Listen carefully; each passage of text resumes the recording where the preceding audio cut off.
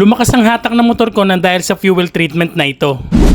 Gasoline fuel treatment by Chip. Dahil nga nag 6,000 na yung odo ng flex natin, this is the best time para mag-apply tayo ng gas treatment at itong si Chip ang gagamitin natin. What are the benefits nga ba ng paglalagay ng treatment or fuel treatment? Fuel treatment basically improves your car or motorcycle fuel efficiency. Mababawasan neto yung mga engine wear or agarang pagkasira ng mga internal parts ng engine. And also, this will help to improve the engine performance na akala mo bago ulit. At nakakatulong din ang fuel treatment sa pagpapahaba ng lifespan ng mga engine and also reduces emissions. At itong si Chip ay may tatlong M na taglay. Ito ay M, malakas na hatak, M, matipid sa gasolina, M, malinis sa makina. For application naman, ako ang ginagawa ko every time na gagamitin ko ang fuel treatment ay isinasabay ko sa pagpapagas at lagi kong itinatapat na pa-empty na or kalahati na ang laman ng gas tank, lalo sa motor. At para mas effective sa motor, ang ginagamit ko ay 2 bottle at 2 to 3 bottle naman kung sa kotse. Take note nga pala, if sa mga sasakyan like kotse, dapat ay may at least na 5 liters na gas na laman ng tangke mo para mas humalo ng maayos itong Chip treatment na ito. Kaya kung hindi ka pa nakakapaglinis ng fuel tank mo, subukan mo na itong si Chip fuel treatment. Yun, sana may na-share at naitulong ulit ako sa inyo mga boss. Salamat, ingat lagi sa daan, ingat lagi sa biyahe.